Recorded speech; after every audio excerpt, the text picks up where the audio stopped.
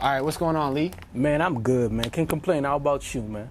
Good, good, good. So, Yes, sir. for the people who don't know you, Lee, if you would like to tell us how old are you and where are you from? 25, Haitian blood running in my big veins. Okay. But I was born in Montreal, Quebec, Canada. You know what I mean? See, and I never Yeah. been to Canada before, so is it? You gotta go, but don't go during the winter. That's what I'm gonna tell you. Like the winter ain't no hoe in It's Canada. cold. Man, it's cold. I'm telling you, this ain't a game. Like for real, like, whew. All right, and since we on Canada too, how do you feel about Drake as an artist? I feel like the funny thing is with Drake, I ain't like Drake up until like probably last year. Okay. It's just because now I'm kind of seeing how genius he is. It's like for him, like if you look at Drake and only listen to the songs, you have to like Drake has a whole strategy behind how he operates. Like he's gonna release a song and then like it's like he almost knows, okay, that's gonna become a meme. Like for example, something that when I saw that I was amazed is with the Hotline Bling. It's like the way he was dancing, I'm pretty sure he knew people was laughing and people on set were laughing, but like, nah, this is, I'm telling you, that shit's gonna go viral. And it's the fact that it became a meme that the song became huge, in my opinion. But like he's a marketing genius. Or if he's not, his team is, but he was smart enough to put himself in the right position to just do it big and to make shit happen the way it's happening. So I gotta salute Drake, you know what I mean? Big Haitian Canadian right here, saluting Drake, you already know. What piques your music interest when it comes to just listening to music, creating music, and being around music? Man, for me, the thing is with me, I started in church. Okay. So I love like melodic stuff, and that's why if you listen to like my song, especially Mastermind, which is out now, it's like a lot of melodies when it comes to the beats, when it comes to me singing on the beat or however I do it, like it's a lot of melodies. I love melodic stuff. So I listen to a lot. It's just crazy. Like I can listen to like somebody like gospel, like Kirk Franklin, like I can listen to like Young Thug, like I can listen to like Tory Lanez, R. Kelly, which is like arguably like my all-time favorite, for example. So, you know, it depends, but I just love music, really. So I'm just saying names, but I can go all day. I just love music. So definitely vocals are a big thing for you when Exactly. it comes to music. Yeah. And when it comes to artists, if you could work with 3 artists right now, or just in your career, like period, that are alive, which 3 would you choose? Man, like I said, R. Kelly, that's one of my all-time favorites, that's for sure. Okay. Damn, I would say Jay-Z, too. That's a good one. And I'm gonna pick somebody that I can bring back to life. Okay. Tupac. Tupac. Yeah. When it comes to you being Haitian, Yeah. do you think you being Haitian adds a unique style to your music that other artists don't have that are not Haitian? That's a good question. I think so, yeah. I do think so because is the way I grew up and the fact that I grew up in the Haitian church and the way they were playing the music, like, and the drummers, like the guy on the keyboards, everything. That's basically what made me as a musician. It also helped me as like mold me as a person, but as specifically as a musician, like growing up in the Haitian church and the music that my grandmother was playing, like that's what molded me as an artist. So definitely. When it comes to your childhood, how would you describe your childhood? Like, how was your childhood? Man, that's a tough question. But you know what? I would say that it was bittersweet because when I was like younger, it was like, you know, when you're a kid, everything is good. You don't realize what's going on. And then once you get older, you realize a few things. Like for me, personally, like I lost my mother when I was 3. So that's kind of something that, you know, when you're a kid, you don't really know. It's like, but when you grow older, like you're like 13, 14, like you're like, oh, damn, you realize what's going on. But what I would say that I loved about me, like growing up, is definitely the music. Like I would say that's what gave me hope. And I also loved basketball growing up as well. Okay. What position? center. You know what I mean? You know, Okay, all right. tallest I see you. motherfucker. I see you. In But the I ain't gonna lie. You know what I'm Yeah. saying? Like, I was really born for this music. Like, for real. Like, I was on the bench. Like, if we talk about basketball, I ain't gonna lie. I ain't gonna act like I was fucking LeBron or Shaq, which was my favorite player, and which is my favorite player of all time, Shaquille O'Neal. But that wasn't for me. I ain't gonna lie. That's real though. You know That's what I'm saying? I tried though, man. I was just practicing and like all day. I would do like 8 hours a day, like outside. But it wasn't for me. Like, if something is for you, it's for you, period. And that's what I learned with basketball. So, like, nothing can take that away from me. Just like, I just loved that experience of playing basketball, even though it wasn't for me.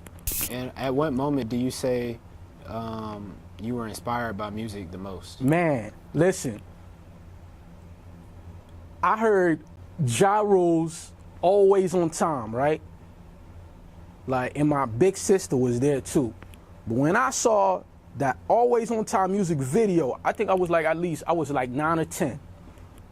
But when I saw that Always on Time video, it was just like, it just hit me. Like, I was like, man, that music, like, even though I was playing basketball and I had hoop dreams, in the back of my mind, I knew about that music. I was like, I have to make it happen someday. Like, I just knew it. I don't know if it's the ladies in the video. I don't know if it's the mansion. I don't know. I don't know if it's Ashanti. Yeah. But, man, it just hit me. It just hit me. Shout out to Ja Rule. And what was your favorite artist growing up? I would definitely see Ja Rule was one of them. Okay. But the crazy thing is, I would say I have moments with artists. Like, I know for a fact I had a moment where Lil Jon was my favorite artist. Okay. I had a moment where I would say the whole like Brick Squad. That was probably like more as a teen, like 12, 13, 14-ish. Like the whole Brick Squad, like OJ the Juice, Gucci, Walker and them. Like, I had that era. T-Pain, I would say that's like one of my favorites as well. Yeah, he's dope, man. Like Akon. So it's like, I would say I had moments with those artists more than just like one in particular. Okay. But I would say the one that I always liked, like throughout like my whole life, was always like R. Kelly. But, you know, it switches from time to time. I think that's exactly. I think a lot of people can relate to that too. Yeah. You know, as far as you saying, you know, certain artists being your favorite artist during this time period or this time period in your life. Exactly. When it comes to making music, let's talk about the creative process. What's the creative process look like for you? Crazy.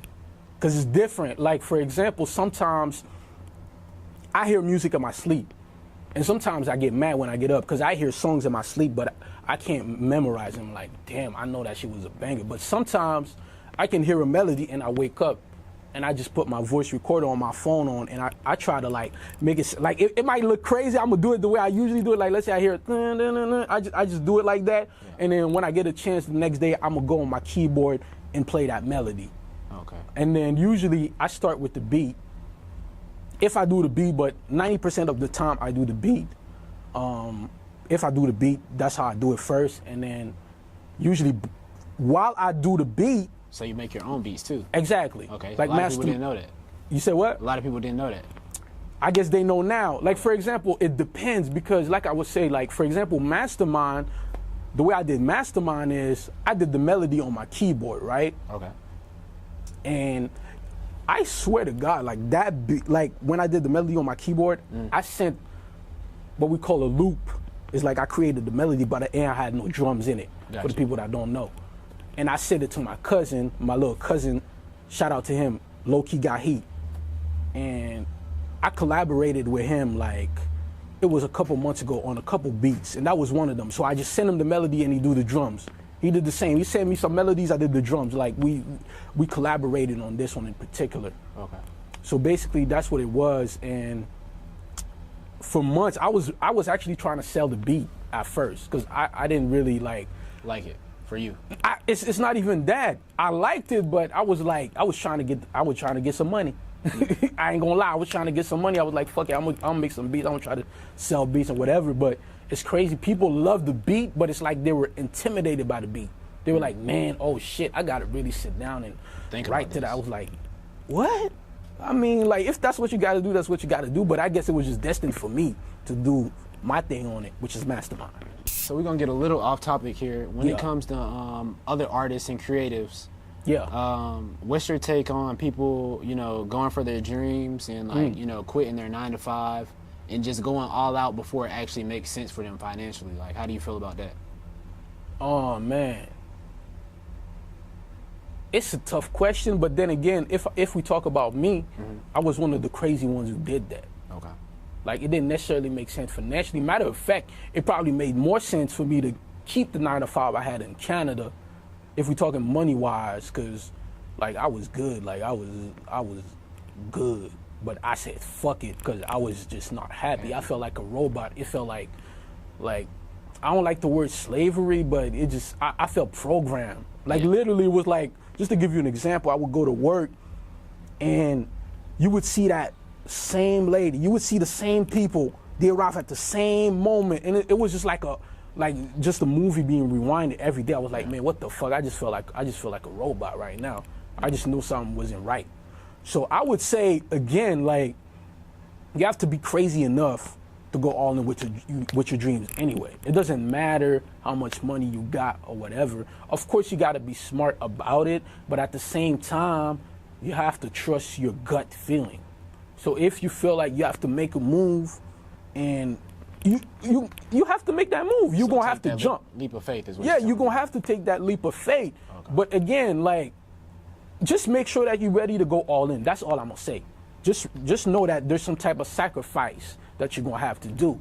Like, regardless, you're trying to get it, like, there's some type of sacrifice that's gonna come with it. And that's where sometimes I kind of fear for certain artists that they say they want to go all in, but you kind of see them like, man, like you with what you got, like, you ain't going hard enough. So it's like, damn, like you gotta go. You know what I mean? But then again, it depends, because maybe because they got that security, maybe that's why they're not going all in, because they're comfortable. So maybe not being comfortable kind of pushes you to go all in. Maybe that's what it is. But when it comes to the unity movement, what exactly is the unity movement for the people who don't know? Unity. United to build, united to win. And on the Haitian flag too, the slogan on the Haitian flag is, in French they say it like that, l'union fait la force, which means unity is strength. So it's like an extension of that. Like, you know what I'm saying? I'm proud of my roots, and I'm extending my roots, you know what I'm saying, for something bigger, in my opinion. But basically what I want is really, like, I feel like there's a lot of issues. Personally, I'm gonna go to where it started. Is like, back in Haiti, it was like probably like two months ago, if I'm not mistaken. There was a situation where a lot of Haitians in Haiti, they were basically destroying a lot of businesses, and you know what I'm saying, they were just protesting because the gas prices were way too high compared to the salary that they make, right?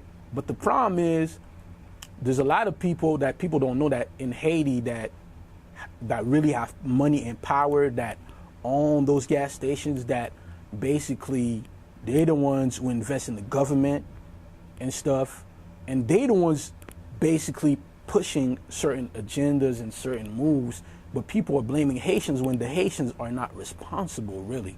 It's really the outsiders that are not Haitians. Like I think if the 5 or the 6 richest families in Haiti, I know for a fact they're not Haitians. I know like some of them are Arabs, Jamaicans. That's the ones I know, so I'm not gonna say other things that I don't want to misinform nobody, but I know for a fact. You can research it, like the 5 most richest families in Haiti are not Haitians, and they're the ones that really, like, they got power, so they basically make the moves that benefits them and not the Haitians. So a lot of corrupt stuff going on. Exactly, a lot of corrupt stuff going on. And basically for the unity thing, I'm preaching unity from within, but then once we unite from within and we get stronger, then we can unite with other people. We can unite with other races. Matter of fact, we should always unite. But I'm just saying, you definitely got to take care of home first. If your home is burning, like, you can't go to the neighbor and try to solve the issues. You got to take care of home first. But you also got to think of everybody else, because we're on the same earth. Really, matter of fact, I feel like it's one race, it's the human race. but you definitely got to be proud of your roots and where you came from, because that's you. You know what I'm saying? That's what shapes you. That's what molds you. That's you. So that's what it is. But yeah, there's a lot of things that I want to do. Really, like one thing that I definitely want to do is build a school. In Haiti. I would want to have schools like in different places, but like I said, got to take care of home first. So that's the first place where I want to be. But that's one of the things that I want to do, because I know in Haiti, when it comes to like the economy and things like that, business, there's a lot of things that are lacking that Haitians should know about, that would help the country, that would help them as people, their families, etc. Yeah. So, you know, the unity, you know what I mean, unity movement. We're going to go ahead and finish off with the last question here. When it just comes to you in general and, you know, your music career, where do you see yourself in 5 years? That's crazy, because before the interview, I was working on a song, and that's what the song is about. Mm-hmm. The song is basically about me envisioning myself in 5 years. Okay. That's crazy. But basically for me, definitely doing the things that I just told you about for like the unity movement and like the school in Haiti. Me personally as a person is like, we all like nice things, but those things don't really last. So I definitely want to be in a position where financially, like, I'm all the way straight, and you know, I can help my family, my grandmother back in Canada and things like that. My grandmother still, shout out my grandmother, she got 2 jobs, she's still working, you know what I'm saying, paying that house off. Like, she don't play, like, she, you know what I'm saying? Yeah. So, you know, definitely want to, you know what I'm saying, have some money, you know what I'm saying, be wealthy, several businesses, a lot of plaques, platinum, gold, diamond plaques for the music. They got diamond too? Yeah, that's like 10 million records. Ooh. You know what I'm saying? That's what, you know what I'm saying? That's why I say international. That's what we aiming for. We aiming for that international, you know what I'm saying? Like, we're not local. I'm from Montreal, Canada. Okay. You know what I mean? So I ain't came all the way here to, you know, for small stuff. We want to do it big. Yeah. Basically. So definitely. But definitely just investing in things I love and investing in people, businesses, philanthropy. Doing it big, basically. Okay. All right, man. Well, it was great having you. It's a lot people can learn from this interview. Hell yeah. So I hope they tuned in. I hope anything didn't go over anybody's head here, but hopefully we can have you on again sometime, but I appreciate it. Hell yeah, man. Thanks for having me, man. For real, man. It's brand new. Master International. You already know.